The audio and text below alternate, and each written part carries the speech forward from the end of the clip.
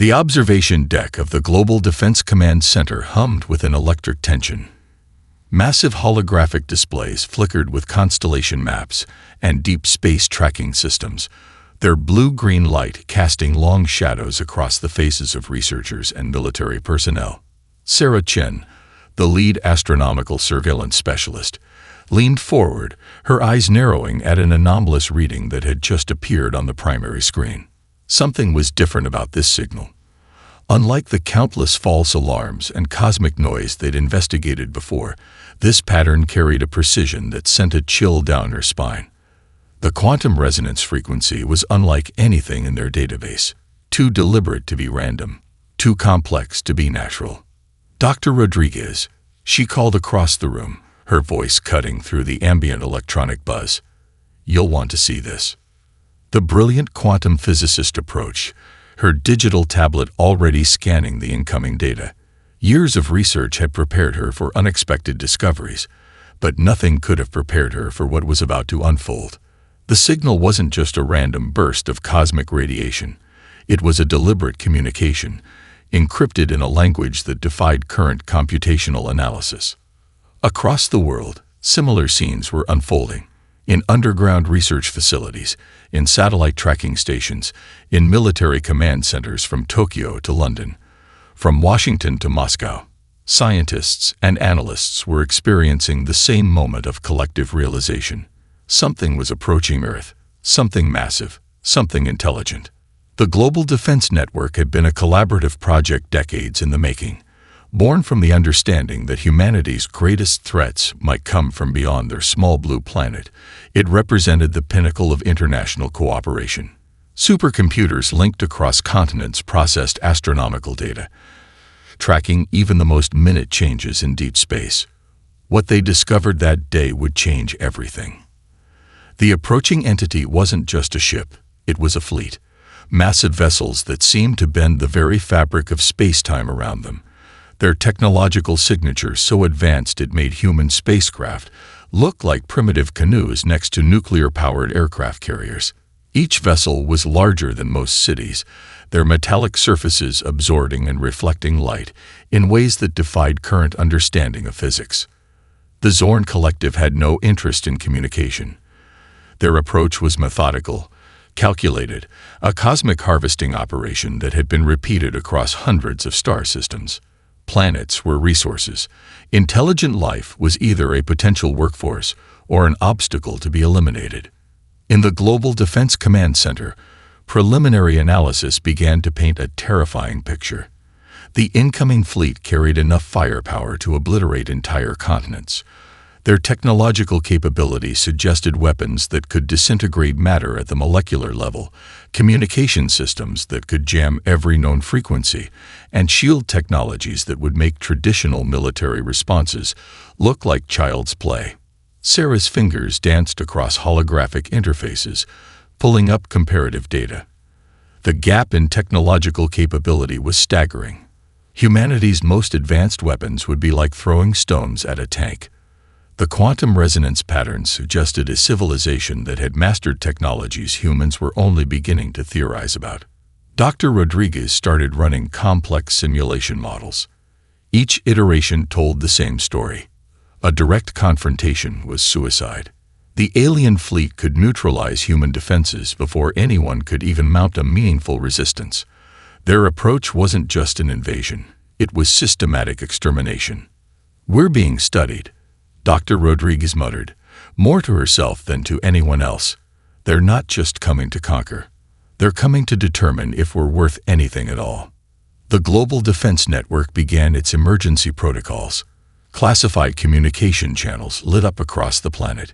Military leaders, scientific researchers, government officials. Everyone who needed to know was being informed. The world was about to change forever. Outside the command center, most of humanity remained blissfully unaware. Children played in parks. Commuters rushed to work. People lived their ordinary lives, completely oblivious to the cosmic threat approaching their small, fragile planet. The Zorn Collective was coming, and humanity's greatest test was about to begin. The first wave hit without warning. Quantum weapons erupted across major cities, transforming skylines into apocalyptic landscapes of fire and destruction. In Tokyo, the iconic Tokyo Tower collapsed like a matchstick, its metal frame liquefying under impossible energy weapons. New York's skyscrapers disintegrated from the top down, their massive structures turning to dust before they could even trigger emergency protocols. Major military installations vanished in milliseconds. Entire naval fleets became nothing more than vaporized memories, their advanced weaponry useless against the alien technology. Satellite networks went dark, communication systems collapsed, and for a brief moment, humanity was blind and deaf. Deep beneath the streets of London, a network of emergency bunkers hummed with desperate activity. Dr. Michael Rodriguez, brother of the quantum physicist who had first analyzed the alien signals, coordinated an underground response team. Their primary mission: survival and information gathering. "We need to understand their attack pattern," he shouted over the cacophony of emergency equipment. "Every piece of data is a weapon." Around him, a diverse team of scientists, military personnel, and technology experts worked with furious intensity. Computers processed fragmented data streams, trying to piece together the logic behind the alien assault. It wasn't just an invasion. It was a systematic elimination of human infrastructure. In the ruins of a research facility near Seoul, a group of graduate students turned survivors made a critical discovery. The alien weapons, for all their advanced technology, followed a predictable quantum signature. Each blast left a unique electromagnetic footprint, a potential weakness waiting to be exploited. Meanwhile, in the Brazilian rainforest, an unexpected resistance began to take shape. Indigenous communities, with their deep understanding of survival and adaptability, started collecting survivors. Their knowledge of terrain, of living off the land, became an unexpected advantage in a world suddenly stripped of modern infrastructure. Military commanders who survived the initial strike quickly realized that conventional warfare was impossible. General Elena Martinez, speaking from a mobile command center hidden in the Rocky Mountains, broadcast an encrypted message to surviving military units worldwide. "Our strength is not in our technology," she declared, her voice steady despite the catastrophic losses. "Our strength is in our ability to adapt." Refugee camps became impromptu research centers. Every survivor became a potential source of intelligence.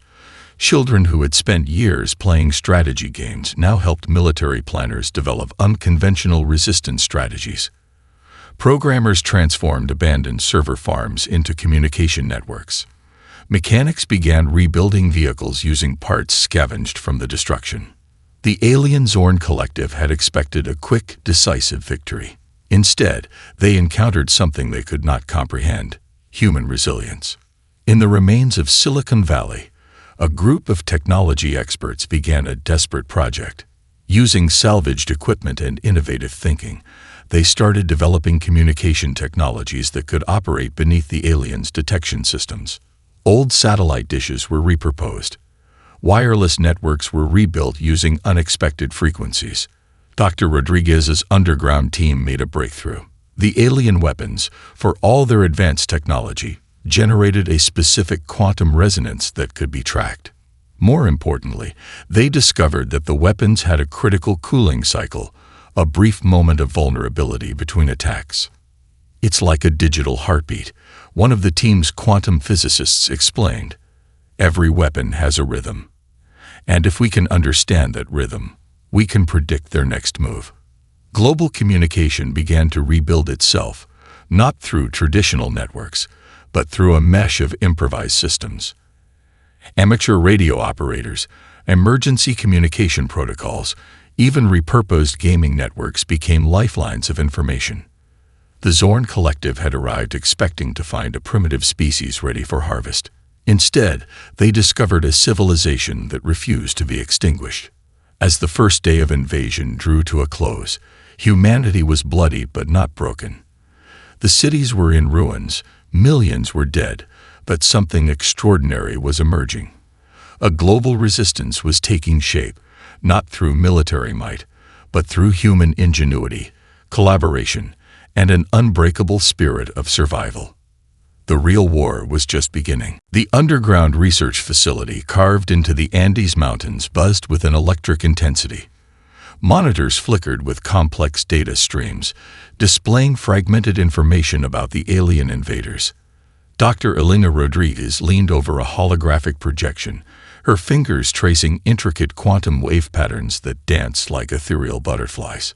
"It's not about fighting their technology," she muttered to herself. "It's about understanding it."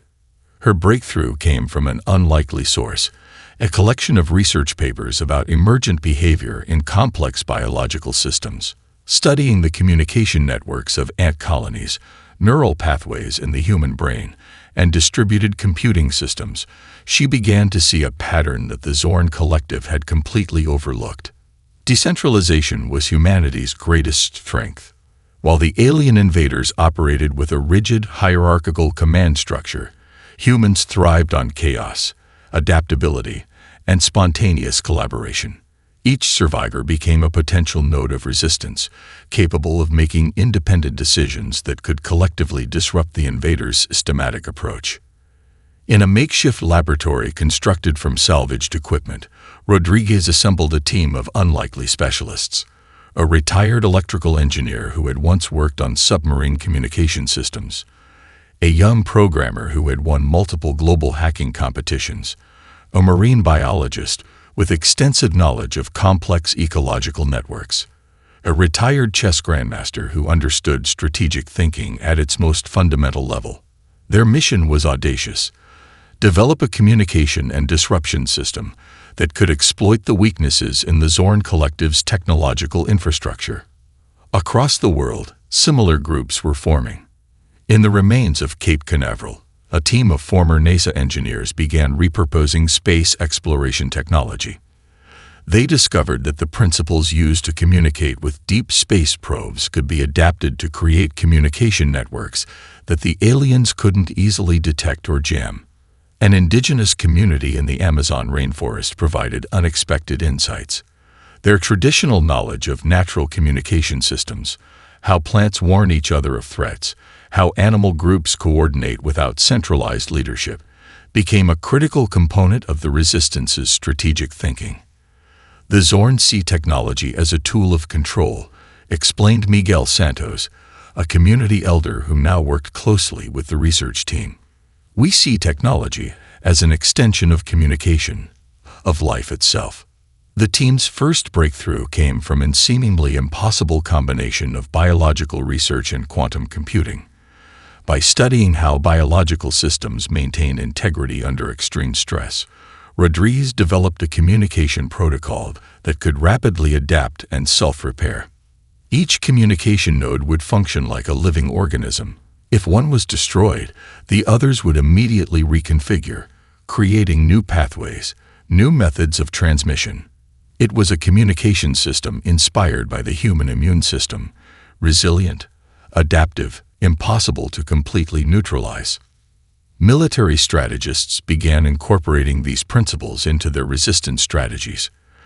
Traditional military hierarchies were replaced by fluid, adaptive teams that could make decisions independently while still maintaining a collective goal. Every survivor became a potential strategic asset. In abandoned server farms and repurposed research facilities, teams worked around the clock. Programmers wrote adaptive algorithms. Engineers built communication devices from salvaged electronics. Mathematicians calculated probability models that could predict alien attack patterns. The Zorn Collective had approached Earth expecting a linear conflict. They would discover something entirely different. Rodriguez's team developed a series of quantum disruption devices designed to exploit the precise mathematical weaknesses they had discovered in the alien technology. These weren't weapons in the traditional sense. They were more like precise surgical instruments, designed to introduce calculated chaos into the invaders' seemingly perfect systems. "We're not trying to match their technology," Rodriguez explained during an encrypted broadcast to resistance groups worldwide. "We're trying to make their technology irrelevant." As the research continued, a new understanding began to emerge. The invasion wasn't just a military conflict. It was a clash of fundamental philosophies about intelligence, communication, and survival. The Zorn Collective believed in control, in predictability, in systematic elimination of variables. Humanity represented something entirely different, a species that found strength in uncertainty, in the ability to transform chaos into opportunity. The real battle was just beginning, and humanity was just getting started. The world had become a canvas of human innovation, where every piece of technology transformed into a potential weapon of resistance. Abandoned factories hummed with renewed purpose, 3D printers working overtime to create devices that defied conventional military logic. What the Zorn Collective saw as primitive infrastructure, human survivors viewed as an adaptive ecosystem of survival. In a converted warehouse in Detroit, a group of teenage gamers and retired cybersecurity experts worked side by side. Their fingers danced across keyboards, weaving digital networks that could slip through the alien communication jamming systems like water through a sieve. Years of online gaming had taught them something the Zorn could never understand: how to communicate and coordinate in real time across complex, unpredictable environments. Marcus Chen, a former network security specialist, explained their approach. "Think of it like a massive multiplayer game," he told a group of military strategists. "Except the stakes are real, and the entire planet is our playing field." Smartphone networks became sophisticated communication relays. Every device became a potential sensor, a potential weapon. Machine learning algorithms developed by distributed teams could now predict alien movement patterns with increasing accuracy. What seemed like random technological scraps became a living, breathing defense network. In the ruins of Silicon Valley, programmers who had once competed for tech startup funding now collaborated with a singular purpose. They developed adaptive software that could learn and modify itself faster than the alien systems could track. Each line of code was a weapon, each algorithm a potential breakthrough. The global manufacturing base began to transform.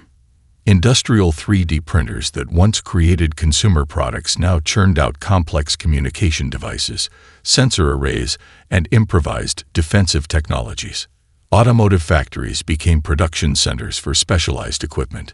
Aerospace engineers repurposed satellite communication technologies to create underground communication networks. A breakthrough came from an unexpected source. A group of high school students in Mumbai discovered a way to use the electromagnetic interference caused by the alien weapons to create a type of early warning system. Their code, shared across global networks, became a critical tool for resistance groups worldwide. In the mountains of Peru, an indigenous engineering collective developed communication devices using principles learned from their ancestral communication methods. They understood something fundamental about information transfer that the alien invaders had overlooked. Communication is more than just transmitting data. It's about context, adaptability, and human connection.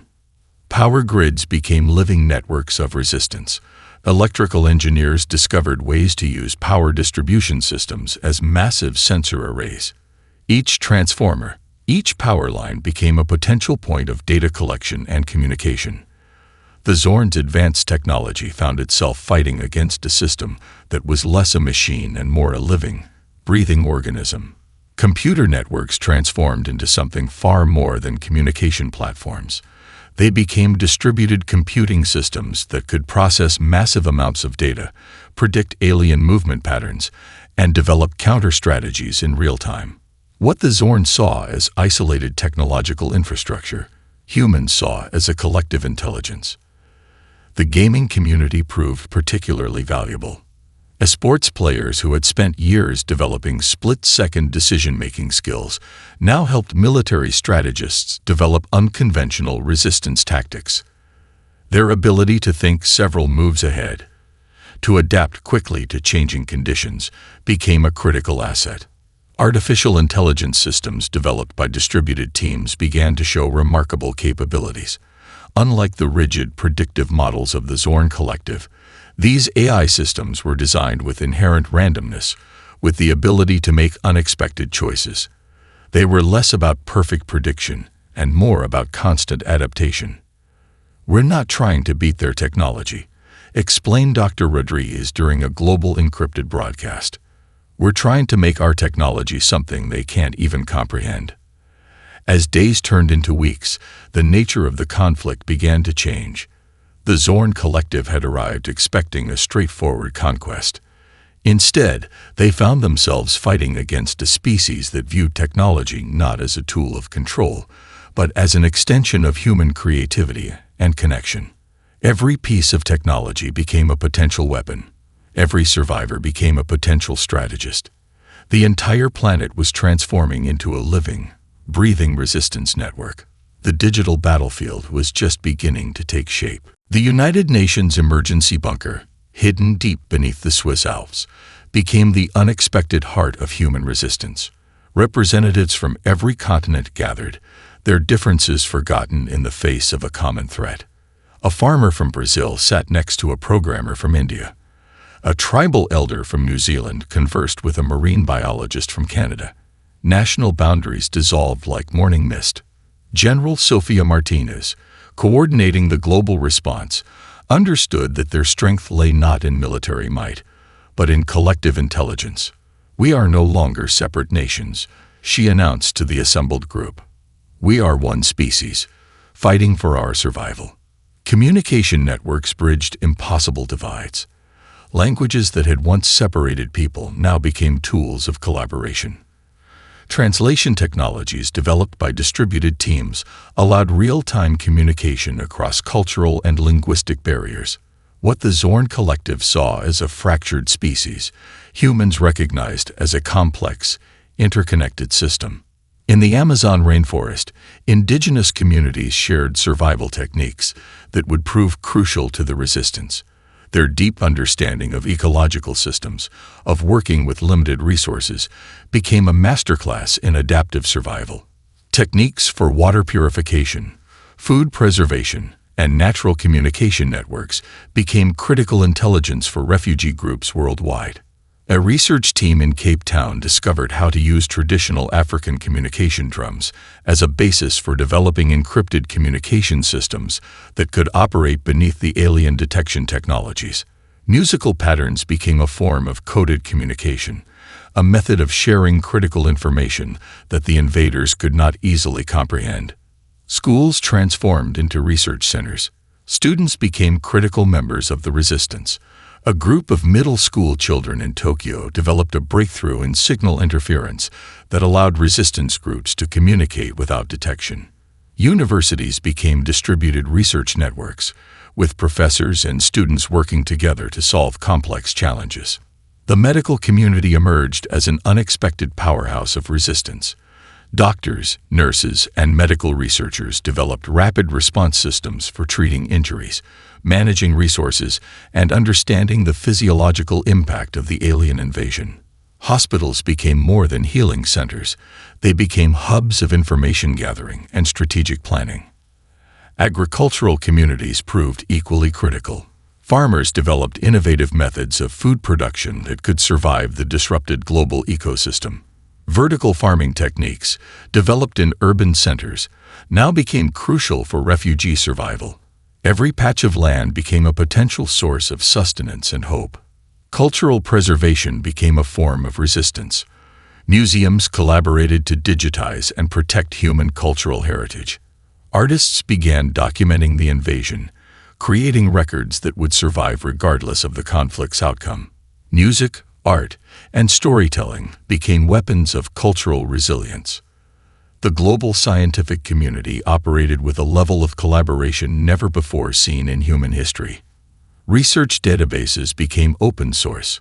Every breakthrough, every piece of critical information was shared instantaneously across the global network. The Zorn Collective's strategy of information control began to crumble against humanity's collective intelligence. Religious leaders from different faith traditions found common ground. They began to coordinate relief efforts, provide psychological support, and offer a sense of hope to traumatized populations. Spiritual practices became a source of collective strength, helping people maintain hope in the darkest moments. Economic systems were reimagined. Traditional currency became less important As communities developed new methods of exchange and support, resource sharing became the new economy. What mattered was not individual wealth, but collective survival. Dr. Elena Rodriguez, coordinating the global research efforts, understood the deeper significance of their response. "We are not just fighting an invasion," she explained during a global broadcast. "We are redefining what it means to be a civilization." The resistance was no longer just a military effort. It was a profound reimagining of human potential. Every survivor became a critical component of a global organism. Every piece of knowledge, every skill, every moment of creativity became a potential weapon against the invaders. The Zorn Collective had arrived expecting to find a species ready for conquest. Instead, they discovered a civilization that could transform crisis into opportunity. A species that found strength in diversity, in collaboration, in the ability to reimagine itself in the face of impossible challenges. Humanity was no longer just surviving. It was evolving. Commander Diego Santos stood before a holographic map of global resistance strategies, his fingers tracing the complex network of human defiance. The psychological warfare against the Zorn Collective had become their most potent weapon, a battlefield where human unpredictability reigned supreme. The alien invaders operated on pure logic, with mathematical precision that left no room for emotional complexity. They had studied humanity through cold, clinical observations, data points that missed the fundamental essence of human nature. What they perceived as weakness would become their ultimate downfall. A team of psychologists, behavioral scientists, and game theory experts developed strategies that defied conventional military thinking. They understood that human beings were not just rational actors, but emotional, creative beings capable of making choices that no predictive algorithm could anticipate. In the ruins of a communications research center, a group of linguists and cognitive scientists worked on their most audacious project. They began developing communication strategies designed to introduce calculated chaos into the Zorn Collective's decision-making processes. Every message, every intercepted communication became a carefully crafted psychological puzzle. The resistance discovered the aliens' primary weakness, their inability to comprehend nonlinear thinking. Where the Zorn expected straightforward responses, humans introduced layers of complexity, emotional nuance, and unexpected creativity. Each interaction became a psychological chess match that the invaders could not solve. Indigenous storytellers became unexpected strategic assets. Their traditional methods of communication, rich with metaphor, layered with meaning, proved impossible for the alien systems to fully decode. A story shared around a campfire became a form of encrypted communication more complex than any digital code. Military strategists developed training programs that emphasized psychological flexibility. Soldiers were taught to think beyond traditional combat scenarios, to understand that the battlefield was as much about mental adaptability as physical prowess. Every resistance member became a potential psychological weapon. Art became a form of resistance. Musicians created compositions that interfered with alien communication frequencies. Visual artists developed visual languages that could convey complex information in ways the invaders could not easily interpret. What seemed like simple creativity became a sophisticated form of psychological warfare. The global network of resistance developed what they called cognitive disruption protocols. These were not traditional military strategies, but complex psychological approaches designed to introduce uncertainty into the alien decision-making processes. Every interaction was carefully designed to challenge the invaders' fundamental understanding of human behavior. Educational systems transformed into resistance training grounds. Children who had grown up playing complex video games brought unique perspectives to strategic planning. Their ability to think multiple moves ahead, to adapt quickly to changing scenarios, became a critical asset in the psychological battle. Mathematicians and game theorists worked on developing decision-making models that introduced calculated randomness. They understood that true unpredictability was a weapon more powerful than any physical technology. The Zorn Collective's predictive models began to break down when confronted with human complexity. "We're not fighting their technology. explained Dr. Elena Rodriguez during a global strategy session. We're fighting their understanding of intelligence itself. Refugees became an unexpected psychological weapon. Their stories of survival, their ability to find hope in the most desperate circumstances, became a form of resistance that the aliens could not comprehend. Each survival story was a direct challenge to the invaders' understanding of intelligent life. The resistance developed what they called emotional encryption, communication methods that relied on cultural context, emotional nuance, and collective experience. These were communication systems that went far beyond simple information transfer. They were ways of sharing human experience that no alien algorithm could fully decode. Cultural diversity became a strategic advantage. The very differences that the Zorn Collective saw as weaknesses, human emotional complexity, cultural variations, individual creativity, became the most powerful weapons in the psychological arsenal. As weeks turned into months, the psychological warfare began to take its toll on the alien invaders. Their rigid systems of logic began to break down when confronted with human unpredictability. Each interaction introduced more uncertainty, more complexity into their decision-making processes. The Zorn Collective had arrived expecting a simple conquest. Instead, they found themselves fighting against a species that viewed intelligence not as a set of predetermined responses, but as a constantly evolving, deeply emotional experience. Humanity was rewriting the rules of engagement, one unexpected choice at a time. The quantum disruption device hummed with an otherworldly energy, its intricate design a testament to human scientific innovation. Dr. Elena Rodriguez stood in the makeshift laboratory carved into the Andes Mountains, her eyes reflecting the complex holographic projections that danced around her. Months of resistance had transformed human technology in ways no one could have predicted. The device before her was more than just a weapon. It was a fundamental reimagining of how technology could interact with the fabric of reality itself. Global research teams had discovered a critical vulnerability in the Zorn Collective's technological infrastructure. Their advanced systems relied on a precise quantum communication network that maintained the coherence of their massive fleet. Disrupt that network, and the entire invasion force would become vulnerable. The first test came in the Pacific Ocean. A modified research vessel, its hull packed with experimental quantum disruption equipment, moved into position. Marine biologists who had once studied ocean ecosystems now calibrated weapons that could bend the very laws of physics. Satellite networks, rebuilt and reimagined by a global team of engineers, tracked the alien fleet's movements.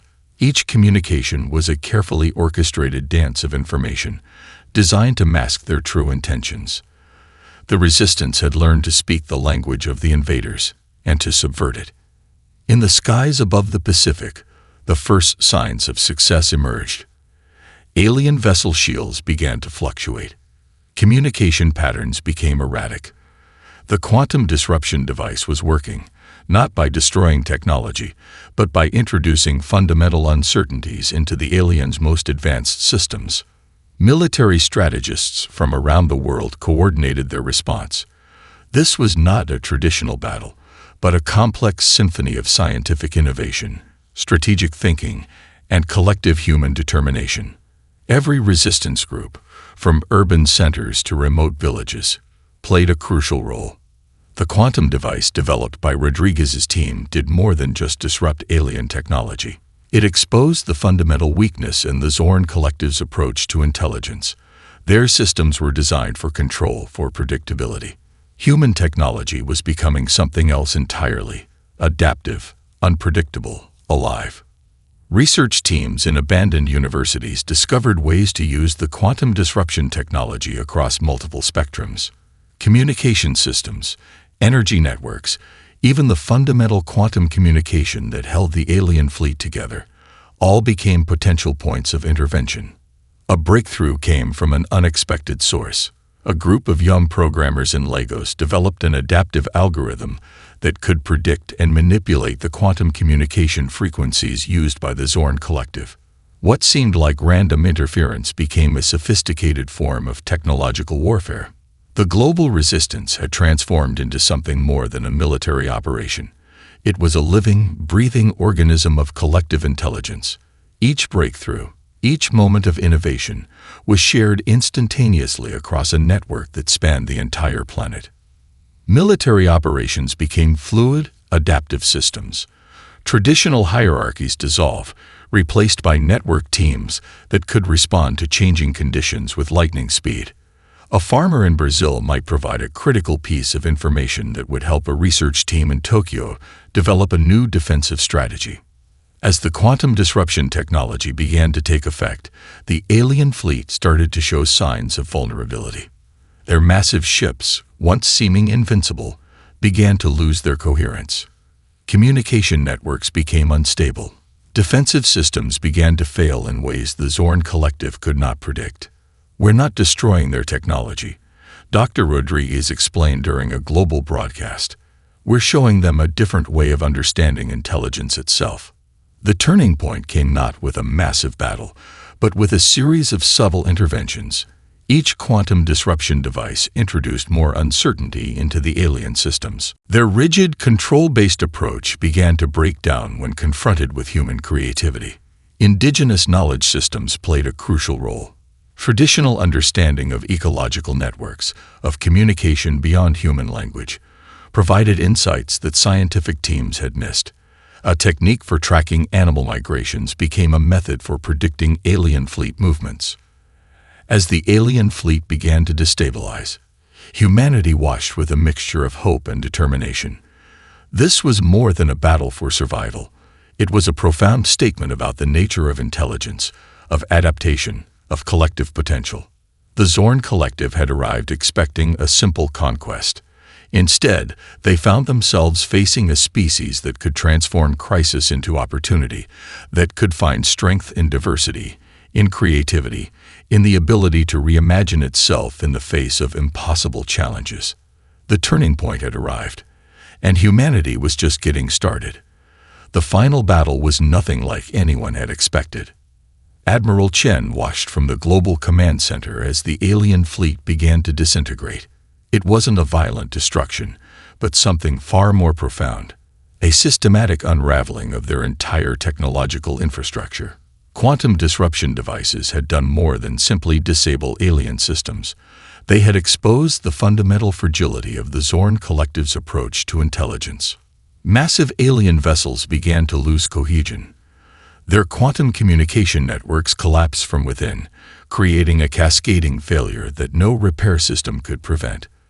What had seemed like an invincible technological marvel became nothing more than scattered debris floating in Earth's orbit. The Resistance had discovered something far more important than military victory. They had proven that intelligence was not about control, but about adaptation. Where the Zorn Collective saw the universe as a machine to be managed, humans saw it as a living, breathing ecosystem of possibilities. Dr. Elena Rodriguez stood at the heart of the Global Command Center, her eyes reflecting the holographic displays showing the alien fleet's systematic collapse. Years of research, months of resistance, had culminated in this moment. But this was not just a victory of technology. It was a victory of spirit. Survivors from every corner of the planet began to emerge. Cities that had been reduced to rubble now became centers of reconstruction. Refugee camps transformed into collaborative research centers. Every survivor carried with them a story of resilience, of unexpected hope. Indigenous communities who had survived by their deep understanding of ecological adaptation became crucial in the reconstruction efforts. Their knowledge of sustainable living, of working with limited resources, became a blueprint for rebuilding human civilization. What had once been seen as traditional knowledge now became a critical survival strategy. The global communication networks that had been developed during the Resistance remained active. They were no longer just communication systems, but living proof of human potential for collaboration. Scientists in Tokyo could instantly share research with colleagues in Brazil. Farmers in Africa could exchange agricultural techniques with researchers in Canada. Military structures dissolved. The hierarchical systems that had defined human organization for centuries gave way to more fluid, adaptive networks. Leadership became about coordination, about bringing together diverse perspectives. rather than about control. Educational systems were completely reimagined. Schools were no longer just places of learning, but centers of collective problem-solving. Children who had grown up during the invasion understood something fundamental about human potential that previous generations had missed. The quantum disruption technology developed during the Resistance became a turning point for human scientific understanding. It was more than just a weapon. It was a new way of understanding the fundamental nature of reality itself. Research centers around the world began exploring its potential applications in medicine, energy production, and space exploration. Cultural preservation became a global priority. Museums that had been destroyed were now being rebuilt with a new purpose. Every artifact, every story, became a testament to human survival. Art created during the invasion became a powerful reminder of human creativity in the face of impossible challenges. Admiral Chen reflected on the true nature of their victory. The Zorn Collective had not been defeated by superior technology, but by something far more powerful, human spirit. The ability to find hope in despair, to create in the midst of destruction, to collaborate across impossible differences. Global economic systems were transformed. The crisis had exposed the fragility of previous economic models. New systems emerged that valued human potential, ecological sustainability, and collective well-being over individual accumulation. Dr. Rodriguez delivered a global address that would be remembered for generations. "We did not just survive," she explained. "We became something entirely new. A civilization that understands its true potential lies not in domination, but in collaboration." The alien invasion had become a crucible of human transformation. Boundaries between nations had dissolved. Cultural differences became sources of strength rather than division. Humanity had been forced to see itself as a single, interconnected organism. As the last remnants of the alien fleet drifted into space, a new chapter of human civilization began to take shape. The planet was wounded but not broken. The species was changed but not defeated. In the wreckage of cities and refugee camps, in research centers around the world, humans began to rebuild. But this time, they were building something entirely different. Not just a civilization, but a living, breathing testament to human potential. The Zorn Collective had come to harvest a primitive species. Instead, they had awakened a sleeping giant.